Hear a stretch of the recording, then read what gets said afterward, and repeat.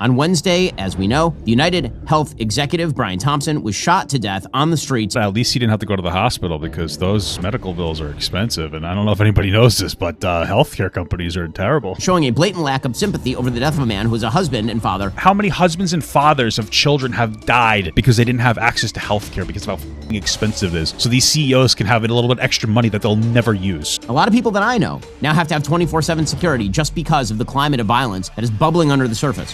Good. That's more jobs being created. Good job. You guys are finally doing some of that trickle-down economics. Authorities are offering up a reward of up to 10 grand for information leading to an arrest in the case. No, I feel like I'd probably save more if maybe a couple of more CEOs had an unfortunate accident. I'm not saying that should happen. I'm just saying these insurance CEOs seem to have just as much value for our lives as we have for theirs right now. I didn't like public policy in California, so I picked up my family and my company and we left. That's great. You're a millionaire. People can't do that. It's not realistic. This dude's so out of touch. All right, guys, enough is enough. Enough chitter chatter. We got a fun little segment here today. We're going to title it something like Ben Shapiro, Super Out of Touch. Only because this insanely out of touch title, it's from Ben. It's called The Evil Revolutionary Left Cheers Murder. It's about this healthcare CEO who tragically didn't have enough coverage. Listen, it's not the left. It's not the right. It's the everybody. I'm not trying to say I'm cheering for it because it's a horrible thing when somebody dies. You know, nobody like what a terrible thing. I don't want to be somebody who doesn't have a lot of value on life. But also, how many people die because of healthcare companies in our healthcare system and all these insurance companies? Probably more than one CEO. So I don't really care. I heard that the NYPD has like a up to $10,000 reward for his finding him. If the guy was standing in front of me right now, I wouldn't. Why would I report this guy? I don't mean to be hyperbolic. He might be Batman. I don't know. Like, it's just so messed up, man. Like, everything is so horrible. Everybody wants healthcare to get fixed, right? The left. And nobody's talking about it. Like, what meaningful solution is the Democrats proposing? Like, Bernie's got Medicare for all. That's something. But what else is there? Nobody's really pushing anything. Kamala didn't run on it. Trump didn't run on it either. Nothing. All Trump says is, I'll repeal and replace Obamacare. No, he won't. He's not going to do a fucking thing. You know? So, it's like, this is an issue. Everybody's frustrated. Yeah, 10K of the kid, and that's garbage. Well, I feel like the pressure, if this guy does it again, we're all going to save more than 10K on our health insurance. Anyway, let's get this out of touch video started, man. Well, folks, we have updates in the search for the murderer of the United Healthcare CEO, Brian Thompson. He was Who's searching? What? Of course, on Wednesday, and there are some pretty deep ramifications for American society and all this. We'll get to that in a moment. First, time is running out. Daily I feel like this is probably one of the good things. Plus is 50% off, but not for much longer. Get a full year of uncensored shows, exclusive series, documentaries, and more, all at half the price. Head on over to dailywire.com/cyberweek before it is too late. Alrighty, so. Imagine healthcare companies ran deals like that. On Wednesday, as we know, the UnitedHealth executive, Brian Thompson, was shot to death on the streets of New York. Authorities are still searching for the suspect at this point. Well, you know what? At least he didn't have to go to the hospital because those medical bills are expensive. And I don't know if anybody knows this, but healthcare companies are terrible. According to the Wall Street Journal, police are combing New York City for the suspect who used a Sharpie to write "deny, defend, and depose" on cartridges that are believed to have come out of his gun when it jammed. Must be a woman then, because I can't write legibly, especially on something that small, let's be real. According to law enforcement officials, some of those words are commonly associated with tactics insurers use to avoid paying claims. Investigators believe that the suspect avoid paying claims. Yeah, yes, right. May be staying or may have stayed at a hostel on Manhattan's Upper West Side.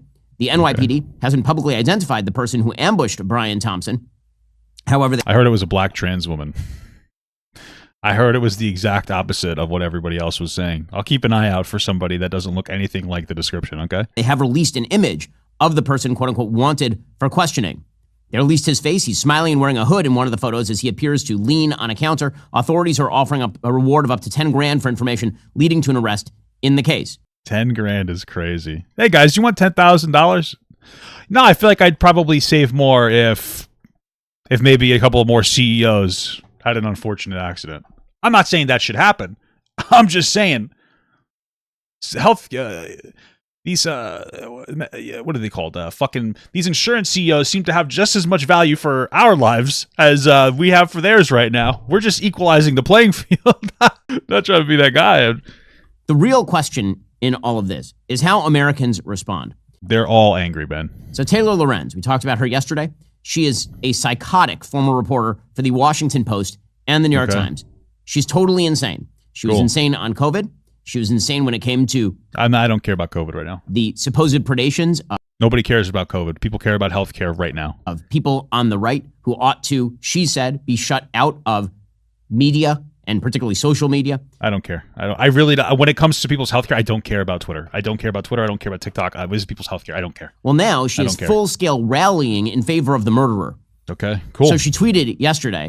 A broken clock can be is right twice a day. On Blue Sky, which is a weird left-wing echo chamber form of Twitter. Okay, Twitter is a weird right-wing echo chamber. It's very bizarre and strange. We all know this. Elon Musk just constantly signal boosts right-wing propaganda bullshit and has his shit is artificially boosted. I don't care. There was a post put out by Blue Cross Blue Shield all about whether it was going to pay for anesthesia under its healthcare coverage. And she then tweeted out, quote, "And people wonder why we want these executives dead." So openly cheering the death of Brian Thompson. Yes, but is she wrong? I don't like Taylor Lorenz. Is she wrong? They're trying to sit here and the insurance company, Blue Cross Blue Shield, is trying to tell us and doctors how the fucking procedures are going to go. What are you kidding me? That's absolutely insane. What are you talking about? We all have real life experiences of some asshole district manager coming in who's never performed your job before going, "Oh, I think you should do it like this." Fuck yourself. Number one. Number two, like, that's the doctor's choice to make. That's the anesthesiologist's choice to make. If I go under and my surgery has a complication, then they're going to need to keep me under longer. If I go under and the doctor has to take longer for some reason, then they're going to have to keep me under for longer. That's the doctor's choice to make in that moment. I do not care. I don't care. Yes, that is why people are happy that this guy did what he did to who he did it to. We are at a point now where it's a very Western concept to value human life. A lot of other countries that are like war-torn and in harsh situations, they don't have the value of human life like we do. We have a very like solid privileged society where we can value human life. And now we're starting to not feel that way. I wonder why. We're putting just as much value on that guy's life as they put on ours. I don't give a fuck, Ben. Who fucking cares? Give a shit. That wasn't her only post. Somebody put out a statement saying, quote, "Legislation idea. Healthcare executives and their families must be on the cheapest plan their company offers, and they aren't allowed to seek other care." Sure, why not? And she wrote in all capital letters, "Endorse." Then she put out a post that showed a graphic of a happy star, like a star with a happy face and balloons, and the caption "CEO down." And she wrote, "Woke up to see this spammed in my group chats." Yeah, okay. And she said, "I am not alone," that other people were doing the same thing. Then she reposted a post from left-wing agitator Ken Klippenstein, saying, "Today we remember the legacy of UnitedHealthcare CEO Brian Thompson." And what exactly was that legacy? The claim denial rates by insurance companies. You know, I will say I think it's absolutely terrible, all these jokes people are making about this healthcare CEO getting shot and killed. It's absolutely horrible. You really need to start thinking of, like, you know, the families and this guy. It's terrible that this guy that was driven to murder somebody is constantly being made fun of, you know? Like, who fucking cares, Ben? Who cares? And, of course, it's not just Taylor Lorenz. Socialist I don't care. Nathan Robinson, a complete useless leech on the ass of society. Okay, just like that healthcare CEO. Posted himself, quote, "Live your life in such a way that people will be sad when you die." That was above a screen cap of a New York Times headline. Yes, that's good advice. It said, "Torrent of hate for health insurance industry follows CEO's killing." That piece from the New York Times is all about people who apparently were perfectly fine with the murder of Brian Thompson on the streets of New York City. Yeah. Yep. I don't care. I don't care. I don't give a shit.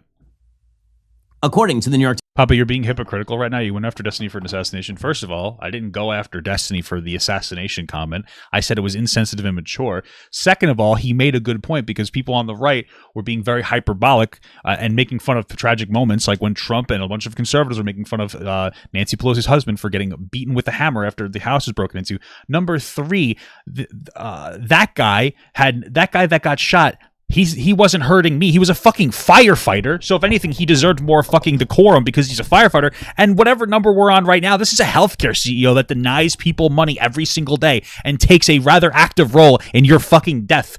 All of the deaths of everybody who's dying. I don't know if your son locked me right now, but do you realize that people wake up and go to sleep thinking about the fact that they cannot afford healthcare every single day? People don't go to the doctor and they have hyper stress and anxiety just about their health in general, as they're working so much that they can't even really be healthy because they have to eat fucking vomit and trash that our FDA approves of, because apparently even though the certain dyes and things that are going to foods are not acceptable anywhere else, they can be acceptable in America. They have health anxiety, they have health stress. Healthcare is like twice as expensive here than any other fucking first world country, and it's worse. And we're, except for the best of the best, we have the best doctors that are unfucking available to the rest of you, because most people have to spend $15,000 a year just to be able to activate their fucking health insurance. And you're going to sit here and you're going to say you're being hypocritical. I don't care that a CEO died. I am not only okay with it, I'm kind of happy about it. And I'm not happy that I have that, like that doesn't make me happy to feel that way. But you know what? I don't fucking care. I don't care. Why the fuck do I care? This guy every single day makes executive decisions to make an extra $5 per fucking death. If they would just still make $1 million, but just less money, we'd have more people alive right now. I don't give a fuck. Who cares? It's a totally different situation. It's a totally different situation. Do you even fucking pay for your health care? That's fucking expensive, dude. It sucks. So you want to know what? You think I'm hypocritical? Good. I don't care. I don't care. I like, here's my short take. If a firefighter dies, that's bad. If a CEO of a health insurance company dies, we're all better off, especially if they're afraid moving forward. They should be afraid. When we sit here, we talk about preserving the Second Amendment. And I always talk about how America specifically needs to preserve the Second Amendment because the government should be afraid of us. That's why. Other first world countries are under our protection, our umbrella. We are the fucking policemen of the world. They're under our umbrella. If we give up our guns and our gun rights, we should have reasonable gun laws. But if we give up our gun rights, who's the government going to be afraid of? Germany, all these other fucking European countries, they're kept in line to some degree by us. Okay? This is the shit. This is why we have healthcare, though. This is why we have gun control, or we have guns. Because people need access to be able to fight back.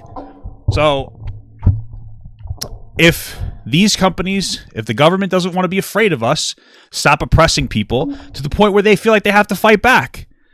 It's crazy. It's fucking health insurance, dude. It's wild. It's too much. People are frustrated. So that's why we need guns. So that CEOs are afraid of us. I don't know what to tell you. You don't want to get shot? Then don't fucking act a fool. I don't know what to tell you. What the fuck you want me to tell you? Not worried about it. Times. None of this stopped social media commentators from leaping to conclusions and showing a blatant lack of sympathy over the death of a man who is a husband and father of 2 children. All right, so how many husbands and fathers of children have died because they didn't have access to healthcare because of how fucking expensive it is? So these CEOs can have a little bit extra money that they'll never use. Who cares? Why the fuck do I care? What are you talking about? Every fucking day I've worked with these people that they can't afford healthcare because it's this much money, it's that much money. They can't afford to put braces on their kids' fucking face. They can't afford to go to the ER just for peace of mind. They can't afford basic ass medications. They go into terrible debt so that their fucking spouse with cancer can survive an extra a little while longer. They have to make the decision of, do I just let my spouse just fucking die? Usually the spouse makes that decision. They're like, you know what, just let me die. Why the fuck do I give a shit? I don't care. Okay. Thoughts and deductibles to the family, read one comment underneath the video of the shooting posted online by CNN. That's funny. Unfortunately, my condolences are out of network. That's funny. These are TikTok funny. User wrote, quote, I'm an ER nurse. And they say the left can't meme. And the things I've seen dying patients get denied for by insurance, it makes me physically sick. I just can't feel sympathy for him because of all those patients and their families. Yeah. And these That's totally fair. Thanks for $5 for Ellington Moose. Oh, two. Oh, would you send me a super chat? Oh, thank you, Ellington Moose, for $7. Now, he was filing for divorce since they weren't divorced yet. Now his wife gets all his money since he's dead. We're thinking about, oh, okay, so we are thinking about the family. All right, so the wife and the kids get all the money. No worries, guys. Sorts of messages were incredibly common across the internet. We discussed yesterday a Columbia professor who wrote something very similar. Unfortunately, bubbling under the surface of all this is something very serious, really serious. What is that serious thing? That we're all sick and tired of getting fucked on healthcare. Revolutionary left is creeping into the mainstream. Yesterday we talked about liberals versus the left. I love how, what is it? What's the insinuation, Ben, that conservatives don't have issues with their healthcare? Liberals are people who disagree with me on public policy, but aren't in favor of, the murder of their opponents. The left is a different thing. No, I would say conservatives are absolutely more in favor of that. Conservatives in general are much more in favor of like capital punishment for people who commit heinous crimes. So this is actually the most conservative perspective when it comes down to it. That's where I'm coming from. I sit here and say it all the time. There are things that people need to be put to death for. This is a conservative perspective here. Championing death is a conservative perspective because sometimes you got to make the right calls. I'm not saying we should execute CEOs. We need to make reasonable change from a social perspective, governmental perspective. We need to make better laws, better regulations. That's not conservative. But capital punishment, very conservative. We're crossing paths. Our piss streams are crossing, guys. We're all on the same page. People are tired of getting fucked on healthcare, and nobody's actively having the conversation about it. Nobody. Trump's just like, we'll repeal and replace Obamacare. He's not going to. He has no plan. What the fuck did Kamala say about it? Nothing. We'll regulate some drug prices. That's nice. Enough is enough. Enough of this little bullshit. Have the government implement a public option that is financially competitive with the private insurance companies, that they can set prices so that these private insurance companies will have to lower their prices, or they'll just get phased out by the public option. It works in every other country. Every other country's doing better than us from a healthcare perspective. It's fear-mongering, pussy baby bullshit that people are like, oh, is it really a good idea? It's been working everywhere else, idiot. Like, what the fuck, And I say idiots to people like Ben because he's one of the ones that's like, we can't actually do this because it's not a good idea because they just, well, in America, we have the best doctors. I don't care that we have the best doctors. Who can afford the best doctors in America? You, not me, just Ben. Ben can afford them. I can't. You can't. The fuck do I care about the best doctors in America? Give me the doctor that's 90% as good as all the other doctors, but that's half the price. I'll take that doctor any day of the fucking week. Okay? When I get a vacuum cleaner, I'm not looking for a $1,000 vacuum equipment that can get a really deep clean all the time. I'm looking for a $100 tool that's going to last me 5 years. That does a pretty good job. That's what people need. That's what everybody needs. They need solid, affordable health care for everybody so they can have less stress. That's what it boils down to. Not a hot take at all. Not a hot take at all. The shooting of Thompson has unleashed a wave of evil from members of the left. Thompson was not a criminal. Of the left. He wasn't even an advocate of death the way, for example... Oh, no, just to be clear, like, he probably needs to be caught and jailed. I would never be the one to snitch on him. But, like, we need to preserve, as a society, the concept of a value of life, but we need to stay morally consistent. Arrest this guy, put him in a nice, cushy jail. Get him a good lawyer that can get him out for some kind of, mental breakdown, insane, crazy, psychological defense. And then implement laws that are better about this shit in the future when it comes to healthcare. For example, abortion or euthanasia advocates are. And by the way, I don't give a fuck about abortion right now. I don't care. We're having a different conversation. We're not having a conversation about a being in somebody's body. We're having a conversation about a real life person who works and contributes to society, who has to make the choice of whether to live or to fucking live and be in constant debt or to fucking die. I don't give a shit about a baby right now. I don't give a shit about beans in somebody's stomach right now. I just don't. It's not part of the conversation. You're just trying to bring it up to emotionally provoke people to be like, yeah, maybe the left is bad. But conservatives aren't that fucking stupid. Murdering an abortionist or an advocate of euthanasia would be unjustifiable morally in a democratic system. Brian Thompson's great sin, according to these people, is that he was the head of a company that exists within a mixed private-public healthcare framework and that he did his job. because that's how health insurance actually works. Some things are covered. Yeah, and you want to know what one of the parts of his job is to have his company spend millions of dollars that could go to reducing the amount that you pay for healthcare to lobbyists to make sure that drug prices and all these prices are as high as fucking possible and regulations stay as low as fucking possible. I don't give a fuck that he's dead. I don't care. That's his fucking job. His job is to maximize the size of the metal pipe that goes into our fucking assholes and then maximize how much money he's going to make when you go to the emergency room to pull it out and get a tetanus shot because it was rusty. That's his job. All right. And so somebody decided to take it onto himself to be Batman. That's what it really boils down to. Except not the kind of cool Batman that doesn't kill the Joker, even though the Joker is a psychopath, a lunatic killing everybody. The kind of Batman that says maybe this person is not great for society. You don't think he should be making the choice? You don't think he should be making the call? Then maybe the government needs to actually start doing its fucking job. Covered, and some things are not. And you may not like the application of the coverage, and it may be bad. That is not an excuse for murder. Yes, but it is. For the left. Sorry. It might be. If you hate the system, you are morally justified in murdering anyone who acts with... Shut the fuck up. You guys J6'd. I don't give a shit. Conservatives should be eating this up. And they are, by the way. They're staying consistent on this one. Conservatives did a January 6th after Trump justifiably lost. Okay? They engaged in political violence there, and you know what? Now they're okay with it here too. At least they're being consistent. I don't know what to tell you. You're gonna sit here and fucking virtue signal about this shit. What the fuck are you talking about? Get the hell out of here. Within the system. That means that if, like one Bernie Sanders follower did, you believe that private health care kills Americans, you can go around murdering Congress people. I know we buried that one. Oh, you guys made fun of fucking Nancy Pelosi's husband for getting beaten with a hammer. You don't care. You don't care. You don't care about this. You don't give a shit. You don't fucking care.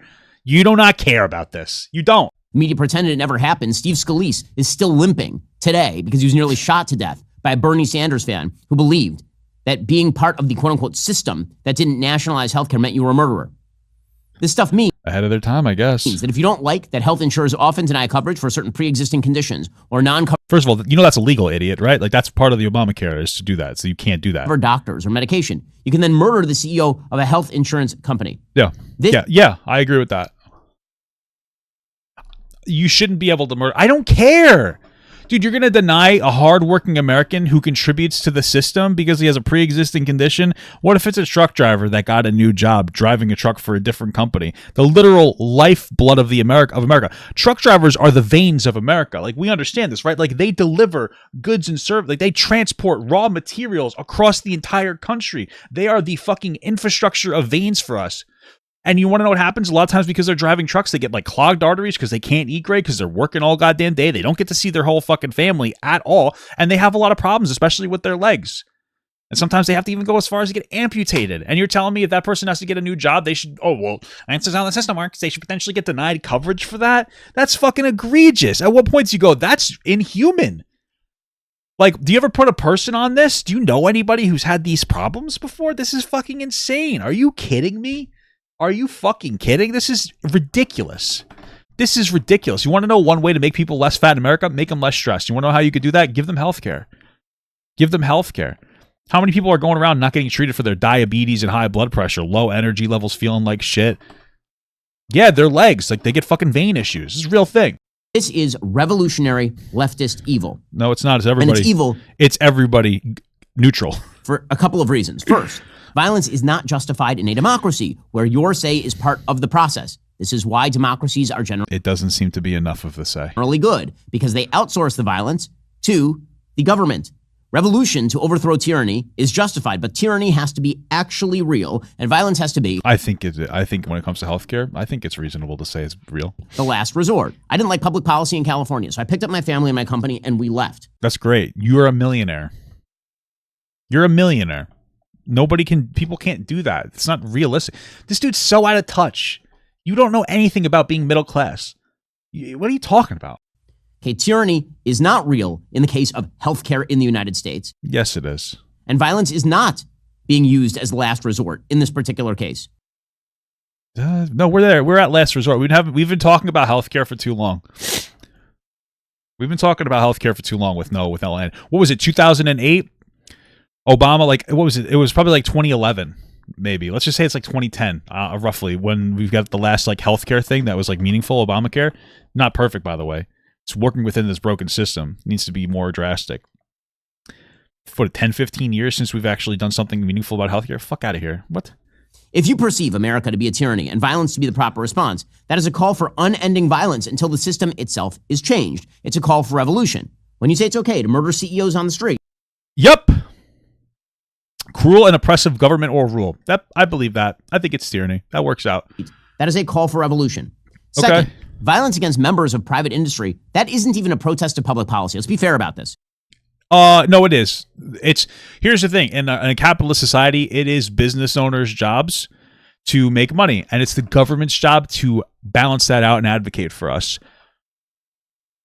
So, what are you saying? Should we start killing? Who should we kill instead, Ben? Like, what are you talking about? People shouldn't be getting killed. I'm just saying, like, what is the solution? Who are we talking about? Like, I don't care. Somebody is feeling the impact. It's more organized than a fucking BLM riot. Okay, BLM riots. Oh, the government's fucking us over. Let's go attack black small businesses. You probably should have attacked the government institution. You shouldn't have. This guy, he's pretty direct. Getting fucked by the CEO of my healthcare company? Let me go talk to him. From a distance. That isn't even shooting politicians, which would be evil enough. It's even a different level of evil because it's a protest against the very system of free markets themselves. Brian Thompson isn't responsible for America's healthcare system any more than the head of CVS is responsible for America's trade system. Directing hatred against Brian Thompson is not about shaping public policy. Yes, it is. Because you could shoot every CEO in America and it wouldn't shape public policy. Yes, it would. Yes, it would. It's what are you talking about? Like, it's like Ben is pretending he doesn't understand how it would. First of all, you shouldn't shoot every healthcare CEO in America at all. Nobody should put together some kind of like Taylor Swift flight list, but for CEOs. That would be a terrible thing to do. That's number one. Number two, this is exactly how it would change. What are you talking about? There's endless amounts of money that these big businesses, these healthcare businesses, any business really, is allowed to spend on lobbyists that give money to different political campaigns to be able to advocate for the way that they want to. So who the fuck do you think is doing it? So if the government's not going to do something about it, which they should, then let's go after the people who are spending the money to try to change things. It absolutely will. Blue Cross Blue Shield, like that, changed a policy where they were going to regulate the amount of time you can get anesthetic or be under anesthesia for. Like that. One guy like that. What happens if it was more? It shouldn't be. But what could happen next? I don't really know what to tell you. What are you talking about? You know how the fucking game works.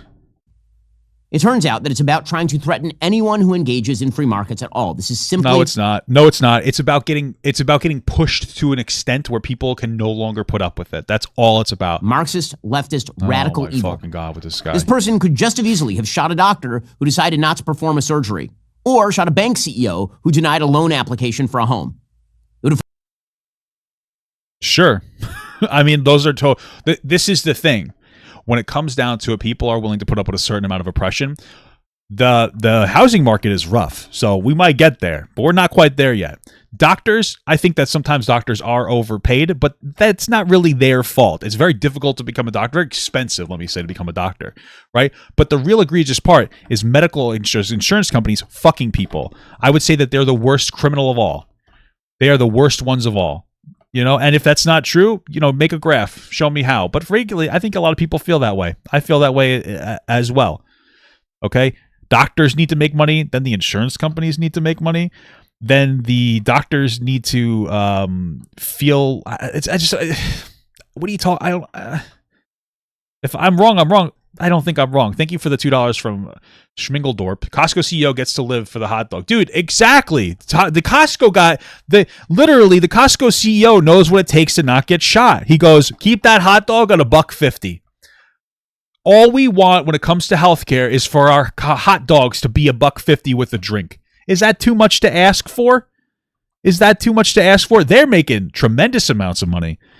You know, Costco takes losses on their chicken just so that they can make money in the long run. Why are insurance companies doing that? Oh, because there's no meaningful competition in the insurance market. There's no meaningful competition in the insurance market.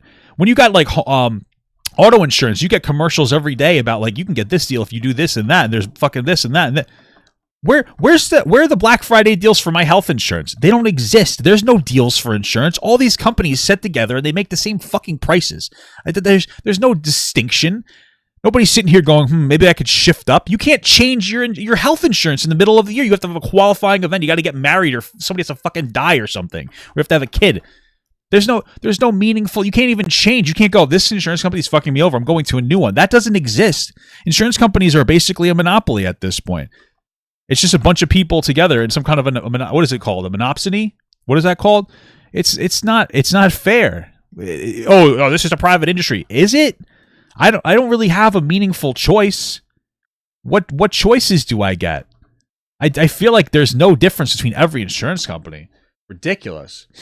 Thanks for the $5 from Iman R. Mark Cuban has a drug company that sells drugs for a fraction of the price that most companies sell for, which is also nice. F you to healthcare companies. Yeah, Mark Cuban seems to be like the only good millionaire or billionaire that exists, just to be clear. Falling under the same category. Not oligarchy. It's a monopsony, I think it's called. I think it's a monopsony. A monopoly is like when one company runs like everything. A monopsony is when it's like multiple companies, basically. Or maybe I'm wrong about that. I don't fucking know. You get my point. This, by the way, is not uncommon, unfortunately, in modern Western history. This was all the philosophy of the Red Army faction in Germany in the 1970s. That was known as the Baader-Meinhof gang. Okay. They weren't seeking a better world. They were seeking to tear down the world of capitalism on behalf of Marxist revolutionary evil. You don't think that people who want affordable healthcare are seeking a better world? Wild work, Ben. These are people who routinely quoted. I can't believe this video is 50 minutes of him like rambling about this as if he's right. Herbert Marcuse and Antonio Gramsci. They called for revolution. Ulrike Meinhof. Nobody's calling for revolution right now. They're just calling for better healthcare. A left-wing radical journalist led the way. She famously said, quote, protest is when I say this does not please me. Yep. Thank you for $2 from Jonathan F. My car just got totaled. Insurance is boning me. There you go. There's more issues. Everybody's fucking everybody. Resistance is when I ensure what does not please me occurs no more. And that language is replete with echoes in today's society, from college campuses to left-wing media. To right-wingers, too. That philosophy led the Baader-Meinhof gang to engage in routine assassination of everyone from industrialists like Hans Martin Schleyer to Dresdner bankhead Jürgen Ponto to American soldiers in Germany. Okay. These people also sometimes become the tools of enemy regimes. Baader-Meinhof certainly was. They worked with the Stasi, the East German Stasi, other Soviet agents to foment chaos. They coordinated with terrorist groups like the Popular Front for the Liberation of Palestine and the Palestine Liberation Organization itself. The origins of Baader-Meinhof came from the You think he's going to take a health insurance ad in this video? 1968 student protests in Germany. Oh, you got T-boned. Damn. Does any of this sound familiar? No. They were Marxist in orientation. They were actually influenced. It's this dog whistle. Not even dog whistle. It's this fucking like virtue signal. It's basically he's superfooding everything. Marxist, Marxist, Marxist. It's like, okay, cool. Maybe the Marxists are right on this one. By the 1965 Watts riots in the United States, radical race riots in the United States, in which violence was somehow justified. They allied with radicals all over the globe. They would read Che Guevara. They wrote essays defending the Munich massacre of Israeli Olympians by Palestinian terrorists. Stephen Aust is an author who literally wrote the book on the Baader-Meinhof gang. And he pointed out, quote, the Baader-Meinhof gang drew a measure of support that violent leftists in the United States, like the Weather Underground, never enjoyed. A poll at the time showed a quarter of West Germans under 40 felt sympathy for the gang. 1/10 said they would hide a gang member from the police. Prominent intellectuals spoke up for the gang's righteousness, as Germany, even into the 1970s, was still a guilt-ridden society. Okay. When the gang started robbing banks, newscasts compared its members to Bonnie and Clyde.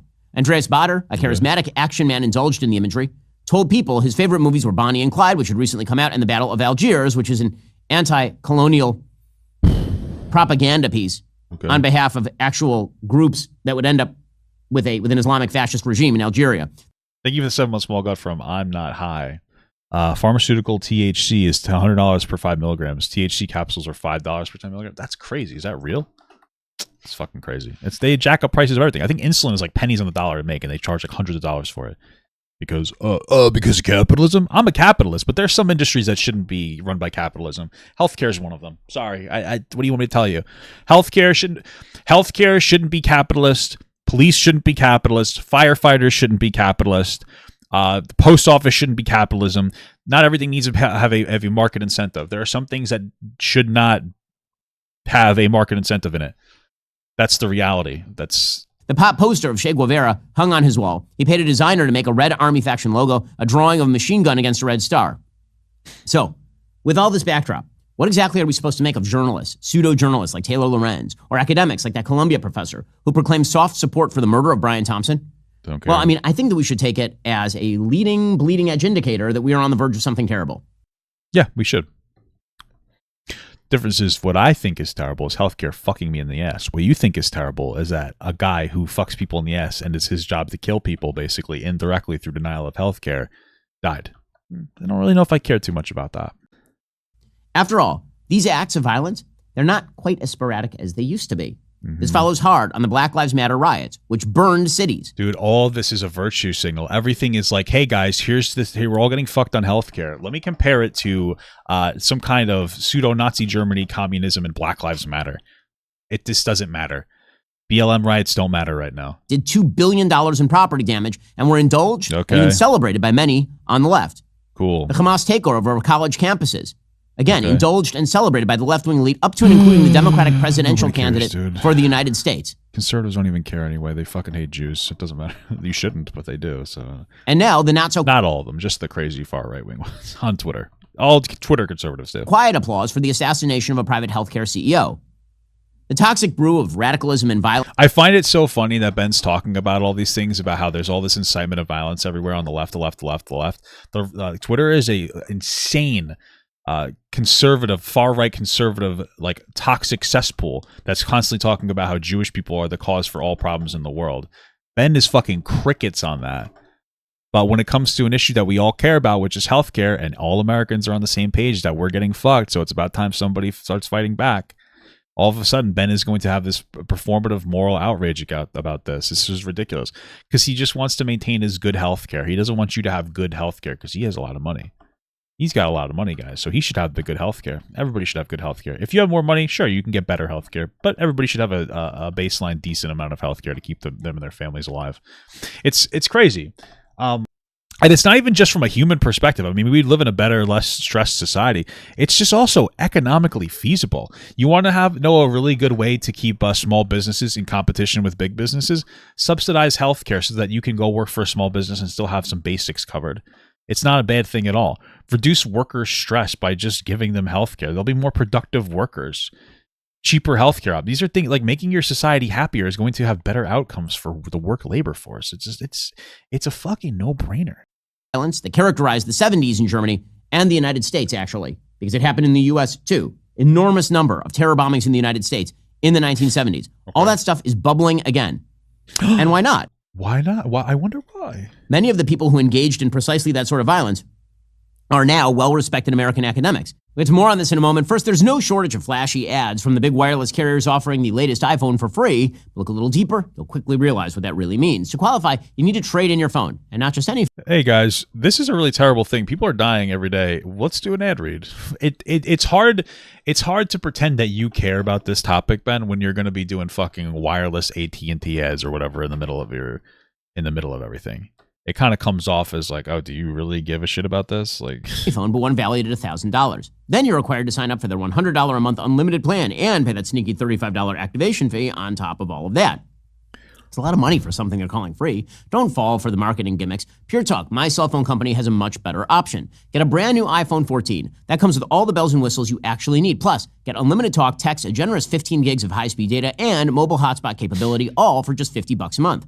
How about that? Wow. You're paying half the price of what the big guys charge. You still get a new iPhone powered by America's most dependable 5G network. Wow. So do this. Go to puretalk.com/Shapiro today. Switching is super simple. Plus, when you go to puretalk.com/Shapiro, you'll get an additional 50% off your very first month of coverage. Cool. That's puretalk.com/Shapiro for an additional 50% off your very first month. Pure Talk is America's wireless company. We've been Pure Talk Tua. Working with them here at the Daily Wire for a long time. I have Pure Talk coverage myself. They're great. Check them out right now. puretalk.com/Shapiro. Get an additional 50% off your first month. Also, if you happen to be a homeowner, the same way that I am, when's the last time you actually checked the title to your home? That's the legal document that proves your ownership. If the answer is you never have, you need to know about an alarming crime the FBI calls house stealing. I recently learned how the scam works. It's pretty disturbing. It comes down to a single document called a quitclaim deed. Criminals can forge these documents using your information, add a fake signature, obtain a notary seal online.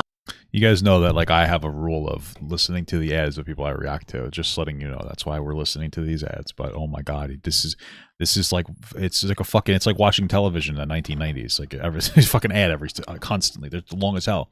Hey guys, we have a half-hour block. How long should the ads be? 7.5 minutes. Let's make our show run for 22 minutes. Oh, it's a great idea. For just a few bucks. Once filed with county officials, your home could be transferred out of your name without your knowledge.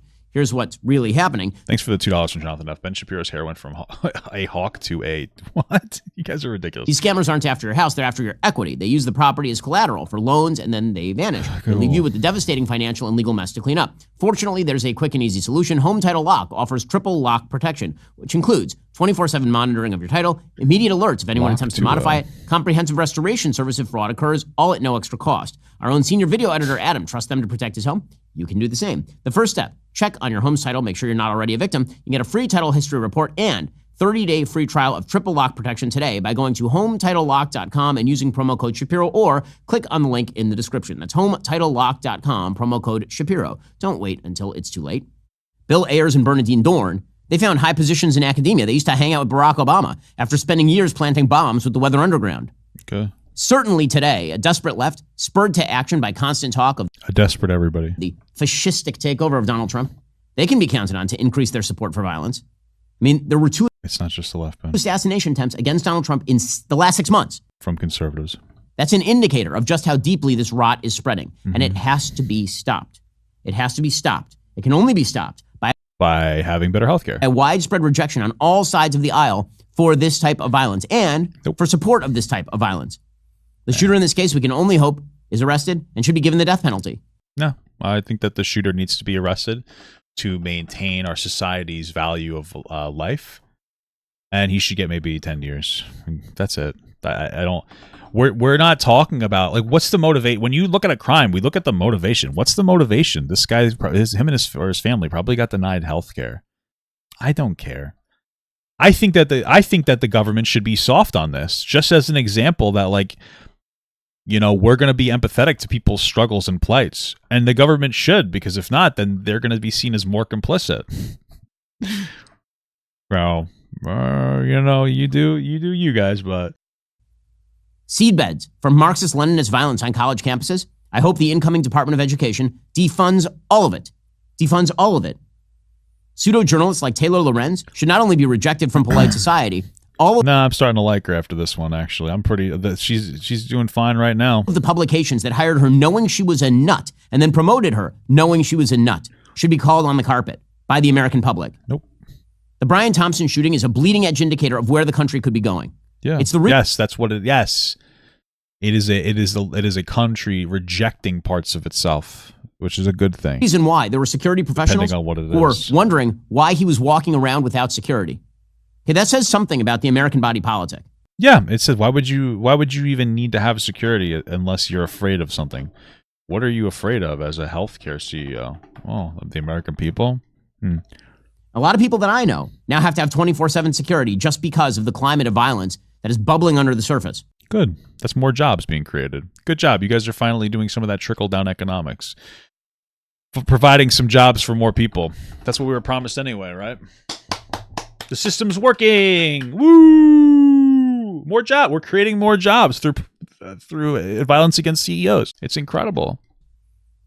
All it takes is somebody with some organizational capacity on the left to launch America into a new era of domestic terrorism with the tacit moral support of much of the journalistic establishment. Yep, and all it takes is for the government and the healthcare companies to start listening to Americans so that we won't be so riled up over this and justify what's happening. Meanwhile, of course, many of those people in the journalistic establishment will claim it's the right that's violent in the United States. That is not... I don't care about the right and the left. Who fucking cares? Shut the fuck up. Stop trying to pretend that this is a right-left issue. Shut the fuck up. God damn it. Everything is so fucking polarized. There can't even be a single topic that this stupid fucking rich out-of-touch motherfucker will ever look at and go, maybe Americans are on the same page. Healthcare is really bad right now.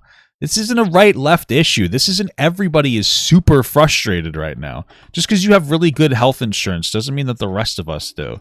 This is ridiculous. It's fucking insane. The story of the last 10, 15 years in American life. And certainly is not the story today. And it's something we need to watch out for because this has happened in the West before. And once that can of violence is opened, it is very difficult to close again without concerted action, not just by law enforcement, but by an American public. I've really genuine question. Do you how on that side do you think law enforcement will be? They'll probably be pretty like on the side of defense for the government, only because they get good health insurance. But I'm not so sure that all of them will be on their side there, Ben. Thanks for the small gut from Beefy Anime Wario. Will you denounce Ben fully, Papa? I don't even know what that means. Yes, sure. I mean, he's a fucking moron. At least on this. I mean, in general, he's not exactly the sharpest tool, but what the fuck? It decides it doesn't want to have anything to do with these people. Yeah, Ben's wife is a doctor, so she's fucking hooked up. She works for probably for a hospital or something. They get really good insurance. Something. My wife is a fucking social worker and has horrible dog shit insurance. So deeply disturbing and scary that there are so many people who are blasé about the murder of a private healthcare CEO because they don't like the way the healthcare system works in the United States. Yep. It can be done with literally any business in the country. Any business. Name an industry, and you can make the case that something unfair is happening in the industry. This is why I can make it for anything. But to what degree is it? Healthcare, a very high degree of unfairness. Okay, we don't need to have I could also have a conversation about the buying of cars is unfair and like ridiculous the way that that's set up. Not really so upset about it that I feel the need to engage in violence onto the guy that sold me my car. Just kind of pissed off at them, right? Healthcare, a little bit different. Why socialist leech scavenger lingo used by people like Bernie Sanders. Papa Gut, you have said before you think he's a pretty smart guy, but his lack of critical thinking is really showing here. I don't think it's his lack of critical thinking. I think it's his lack of relatability. Ben Shapiro has never been and will never be middle class. He doesn't understand what it means to be middle class. He's completely unrelatable. He doesn't know what the fuck he's talking about. He has lived a nice, perfect little sheltered life his whole life. I think his parents were in like fucking the movie industry or something. He's always done well. He's never had to worry about healthcare. He's never had to worry about any of these things, so he doesn't get it. He's a fucking moron. He's out of touch. You know? That's what it boils down to. He's still a smart guy, but he's emotionally unintelligent. He has no idea what's going on anywhere. Like, sure, he's right. We shouldn't have a society that advocates for violence, but he doesn't understand the human argument of like, why are people driven to feel this way? That's literally all it boils down to. If you want to talk about stochastic terrorism, if you want to talk about rhetoric that leads to a higher possibility of violence, when you suggest that everything in American life is unfair and bad and rigged by the system, when you suggest that, and then you suggest that anybody who does business is merely... Well, dude, that's literally a conservative's that's Donald Trump's entire campaign. That everybody's out to get him and that he's the ultimate victim. What conservative's going to go, yeah, this is a really good point. No, dude, conservatives are the ones that thinks every conspiracy theory is fucking real. What? Who is this for? What? Dude, they won't accept logical answers for anything. What are you talking about? This is never going to resonate with conservatives. An apparatchik of that system. They think COVID was a fucking conspiracy theory. They think that the earth is flat. What are you talking about? Result is a support for revolutionary violence. You're raising that temperature. It's going to stop bubbling and it's going to start bursting out into the open. Well, then better make sure that you cover those pre-existing conditions then, so this way it doesn't get too bad. Okay, meanwhile, the Trump administration is moving forward. It's interesting to watch. With what? Because Trump 2.0, I will say, is much more efficient, significantly more directed than Trump 1.0, which makes sense. Donald Trump had never held public office before he was elected president in 2016. Now he's been president once. He knows where the bodies are buried. He knows what needs to get done. I think the biggest threat to the Trump presidency is being distracted by shiny baubles. It's being distracted by sort of dumb rhetorical fights. Like what? But Donald Trump... You're literally proposing a dumb rhetorical fight here. You're trying to pit people against each other. ...is set for a historic presidency right now. And you're seeing the people surrounding him, encouraging him in the right way, I think, toward that. Laura Trump, of course, is the head of the RNC. She pointed out that Donald Trump is not seeking revenge. Now, by the way, I think this is true. What does this have to do with healthcare, Benjamin? I think that the Donald Trump is seeking revenge narrative is something that Democrats are promoting as an excuse to blanket pardon all of their friends.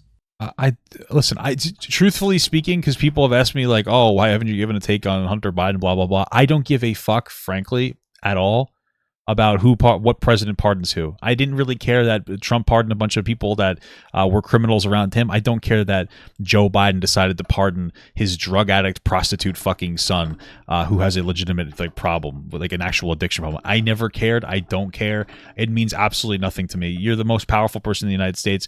You have the most stress any president has ever been under. I don't care if you utilize it a little bit to do a few things. I'm not against nepotism. I don't care that he pardoned his son. It means nothing to me. I don't care. I don't care that I don't even care. I probably should, but I don't even care that Trump pardoned Roger Stone. I don't give a shit. Everybody's pardoning different people when they get in, blah, blah, blah. I don't care. It's not really number one on my list. Number one on my list isn't some guy's fucking cock on a laptop. Number one on my list is like healthcare. I don't give a shit. I don't fucking care. But I don't give a fuck. reality is Donald Thank you for the $2 from Beefy Anime Wario. Ben's rump belongs to Trump. Okay. Trump did not seek revenge his first time around, and it is not revenge What revenge would he seek from who? There was nobody to get revenge on. fire people who were involved in things like Russiagate. That is not revenge. Why would you fire those people? There were legitimate connections between Trump's campaign and Russia. Just because MSNBC and other progressive media outlets sensationalized the situation beyond a reasonable point doesn't mean that the investigation was wrong. The investigation was correct and it yielded a lot of things. What are you talking about? They're like Roger Stone went to jail. My understanding is that like he knowingly lied to the FBI about Russian connection with Trump's campaign. Like, what are you talking about? That situation was real and it was necessary. It was just politicized by like a progressive media. I don't care. Nobody needs to be taken down over this. It was justifiable. Trump is buddy with Russia. It's really not something I care about right now. I care about healthcare, but like, okay. That is the proper response to blowing it on your job. Here's Lara Trump yesterday. What does this have to do with? We remember how he was the first term. And I think he's cock-writing. We're going to listen to this for a little longer, but I think he's just cock-writing. He's putting a lot of stuff into this because he knew it would get views because of the topic. Office. He didn't start World War III. He was actually the first president in 82 years not to start a new war, not to get America into a new war. And much in the same way, I think people are going to see very quickly that this is a man who really just wants to go in there and take charge of this country as the American people mandated. You know, secure our border, bring down inflation, get us out of wars. Yeah, I bet a massive 20% flat tax on foreign goods is going to definitely bring down inflation. And do the right things for America. He has no intention on retribution or revenge. Cool. Yeah, again, he has things to do, and I think that is the point. And you're starting to see corporate CEOs, people who were not friendly to Donald Trump, realize this. So Jeff Bezos, the head of Amazon. Yeah, because they have to fucking play ball. And also tangentially the Washington Post, because who cares about the Washington Post? Bezos says that he thinks that Donald Trump is calmer and more settled now, that he actually has an agenda. Cool. Optimistic. I'm super optimistic about this president. And the reason I ask is because I'm very optimistic that President Trump is serious about this regulatory agenda, right. And I think he has a good chance of succeeding. What about the idea that I hope so. Sure. He thinks that the press is the enemy? Well, because he's a fucking idiot. It's a crybaby when he gets negative attention. I think I'm going to try to talk him out of that idea. I don't think the press is the enemy. And I don't think, I mean, the press is the enemy of us. I mean, it doesn't matter which. Back in the day, you had different, different media institutions that had different biases, right? But ultimately, they would try to hold people accountable for their wrongdoings. Nowadays, you have press that are basically just a mouthpiece for whatever political party that they're on the side of. That's literally all it boils down to nowadays. Like, that's a legitimate problem, right? Like, Fox News runs defense for everything that like conservatives do. Like MSNBC and CNN run defense for everything that progressives do. They do uncharitable framings to what they consider their enemies, and they do two charitable framings to people who they consider their allies. That's literally what's going on. He's also wait, was the video gone? That was weird. How long was the video gone for? Sorry. You've probably grown in the last 8 years. What the hell happened there? How long was the video down for? What the fuck? That was weird. Has too. Like, it's, this is not the case. The press is not the enemy. I hope you're right. I hope I'm right too. Have you talked? Let's go persuade him of this. No, let's have you talked to him about it? But you and I should go. Let's go talk to him. If we could try. I really don't. I think that this is absolutely. Like 4 minutes. What the fuck? I don't think he's going to see it the same way, but maybe I'll be wrong. Was that always your thought, by the way? It's all right. You guys aren't here to watch the video. You're here to watch me play games. What I've seen so far is that he is calmer than he was the first time and more confident, more settled. Cool. We love to see a growing king. Am I right? I mean, first of all, that's actually true. And the reason that's true is because Donald Trump is oriented toward victory. Well, I think it's because Donald Trump can't get elected for a third time. So Donald Trump is not running a constant campaign. Like, Trump might actually be reserved and feel like he could do what he wants and maybe do more productive things because he doesn't have an election to win. He can't, even last time he was running, he was always running. He hasn't stopped running since he won the presidency the first time. Like, the last 4 years, he was still campaigning, talking about how everything's a conspiracy. It's always been a constant campaign. He won though, so now he might. Imagine Trump's the greatest president. Imagine second term Trump is amazing. That'll be great. Maybe it's true. Maybe he's businessmanning it. He's like, I'm just gonna play to win, and then I'm gonna do lots of positive change. I would love to see it happen. I would love to see that happen. That would be fantastic. I don't care about fucking right left. I want America just to be happy. But good, cool. That would be great. Cool. Won the last victory he can win in the political sphere. Like, he won. It's over. There's not going to be a third term for President Trump. It's not constitutional. So that means that unless he tries to change that, who knows? He now knows that he has won, and that gives him a feeling of solidity for sure, and a feeling that now he just has to pursue his agenda. That there's nothing that can be done to take that victory away from him. He is right about all of that. In here, Andrew Ross Sorkin from the New York Times being very skeptical about that. But again, I think that's a buildup in the head of people who tend to be on the left. I think it's okay to be skeptical since Trump has no fleshed out policies and didn't do very well his first term. I think it's okay to be skeptical of Trump. My gosh, it's just going to be chaos and terror. Here's the thing. It wasn't even during the first administration. The second administration is going to be a lot more pointed than that. How do I like Obama? I like Obama. I think he did a decent job. He inherited a horrible economy and he grew it and got into a decent spot. He implemented Obamacare, which protected people with pre-existing conditions. I think he did a great job, especially given the economy he inherited. Trump inherited a good economy, didn't really do too much productive shit. So, I think Obama did pretty well. Bezos then said that he was optimistic that Donald Trump is going to cut the red tape, which of course should be good for everybody. By the way, it points to John Fetterman, who came out and said that he's in favor of Elon Musk over at Doge.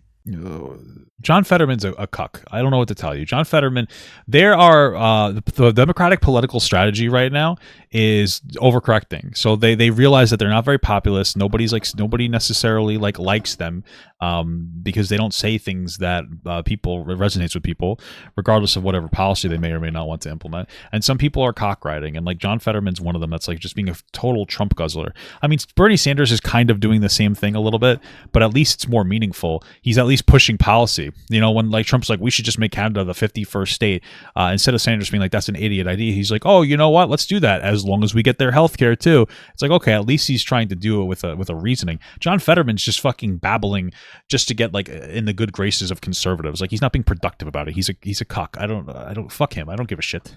This should be a bipartisan thing, going through and ripping away the red tape and ripping away the useless government spending.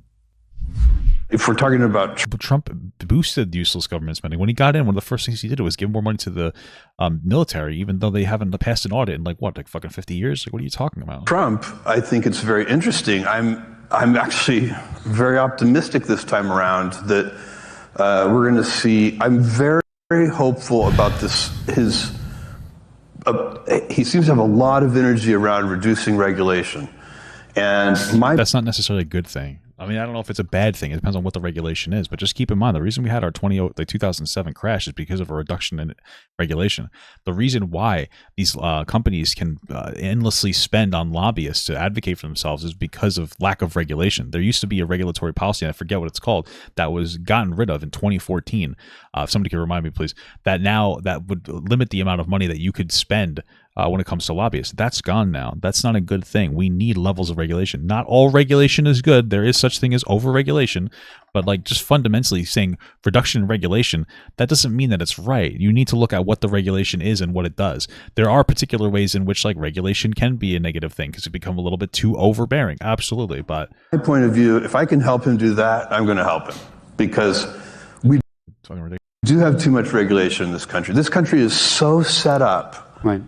To grow. By the way, of course a fucking businessman's going to say that because they don't want any regulations to stop anything that they want to do. They know shit. All of our problems, all of our economic problems, if you look at the deficit and the debt, the national debt and how gigantic it is as a portion of GDP, these are real problems and they're real long-term problems. Yeah, and Trump's not going to, based on his first presidency, he's probably not going to do anything to reduce it. Just keep in mind, Trump inherited a solid economy from Obama, and then he boosted deficit spending. When you're in a tight spot, like after COVID or after the Great Recession, which was what 2008 crash was called, you need to spend to keep the economy stabilized. When you're out of those things, when you have a good economy, you need to reduce your deficit. You need to increase the amount of money that you're taking in and reduce the expenditures. Obama cut his deficit in half. Just so people know, a deficit is the amount of money over that you're spending over what you're taking in. Obviously, we need to be in a surplus to pay off our debt, and the debt is just the accumulation of the money that we owe. Trump should have reduced the deficit. He inherited a $650 billion deficit where Obama inherited like a $1.2 trillion deficit. Trump came in and he inflated it pre-COVID because he wanted to do tax cuts that were generally unproductive. We learned it in fucking like elementary school that the trickle-down economics don't work as effectively as, we'll say, trickle-up economics. So... okay, you know, and the way you get out of them is it's so funny too, because like realistically speaking, like, you know, when rain coming from the sky needs to hit the ground before it can go up through the roots of a tree. You need to make the roots, you need to get water into the roots so that it can work its way back up, not fucking throw a bunch of water on the top of the tree on the leaves. That's not how it works. Trickle down economics doesn't work. Okay, it's by it makes no sense. Growing them. You're going to solve the problem of the national debt by making it a smaller percentage of GDP, not by shrinking the national debt, but by growing the GDP. You have to grow the denominator. No, this is just idiot shit. Trump grew the GDP. He got it from like a roughly 3 to like roughly 4%. It didn't change anything to do with our debt. You don't just enhance GDP to lower the debt. That's a very simplistic, idiot way to think. That's what somebody who has a vested interest in deregulation and massive tax cuts for rich people would say, obviously. He's just saying, Bezos is just saying things. Bezos pays other people to do his job for him. I don't give a fuck. Is right about that. And that is something that I thought this guy was dead. Who's the one that I thought was dead? Oh, the fucking Apple guy. Donald Trump is, in fact, focused on. Because here's the actual reality of politics in the United States.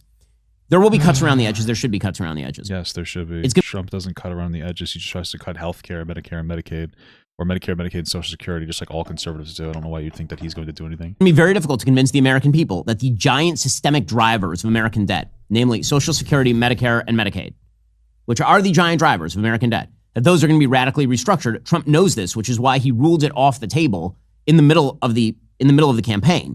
Oh, good. That's a nice refreshing change if that's true, because most conservatives try to gut those things because they're fucking scumbags. And so what that means is that you're going to have to grow your... Steve Jobs, Jeff Bezos, they're both fucking old, bald men that hire other people to do things for them and then pretend that they're fucking geniuses. I don't care. ...way out of this.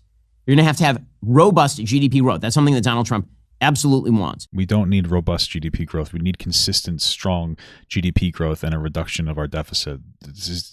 You're being so stupid. Like, these people are so dumb on purpose. Spend is smarter than this. Well, this is something that the Republican Congress is going to be pursuing amidst a bevy of cuts.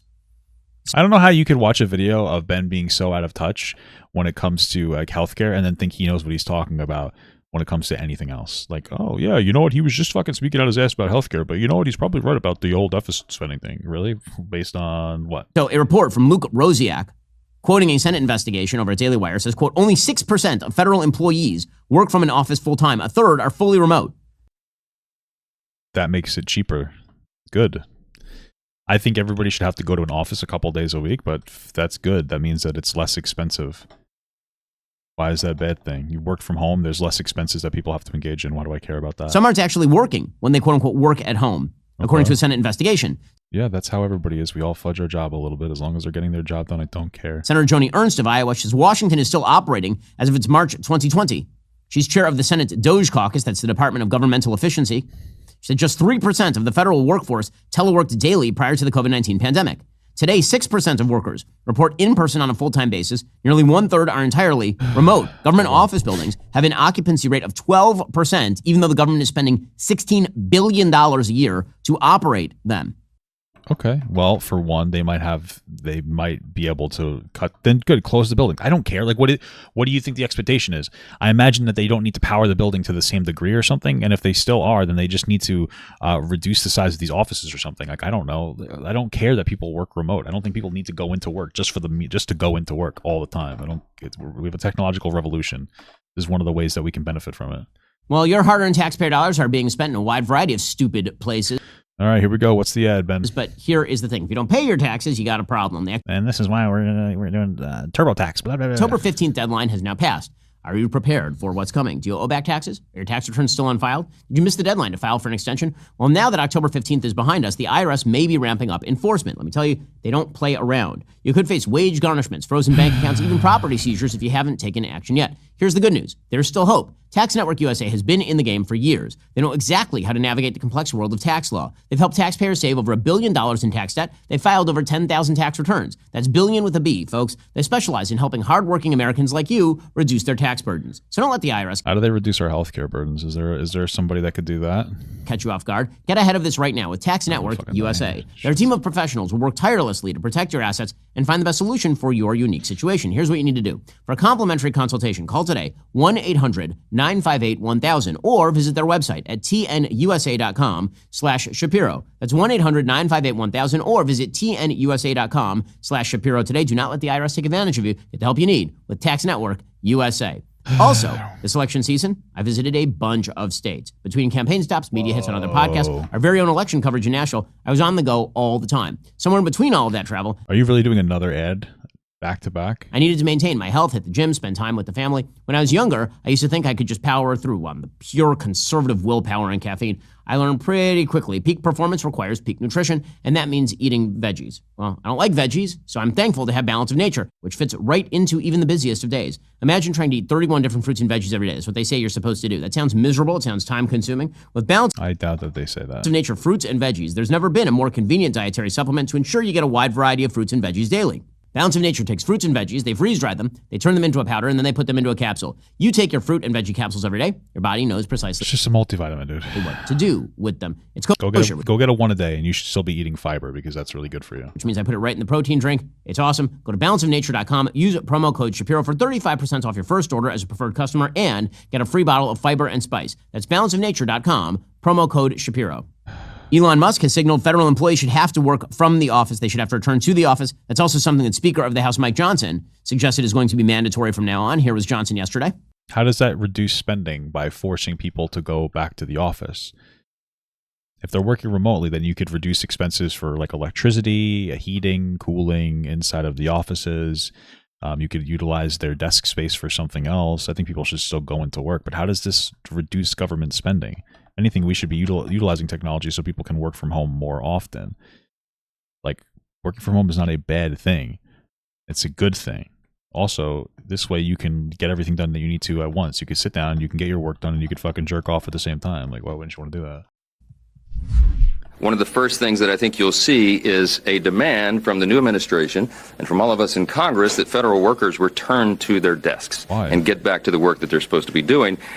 Who's saying that? How do you know they're not doing their work now? I think that is common sense. What you're going to see here, the overriding theme here, is a return to common sense and a return to accountability. Common sense would say that you should cut costs, and working from home cuts costs.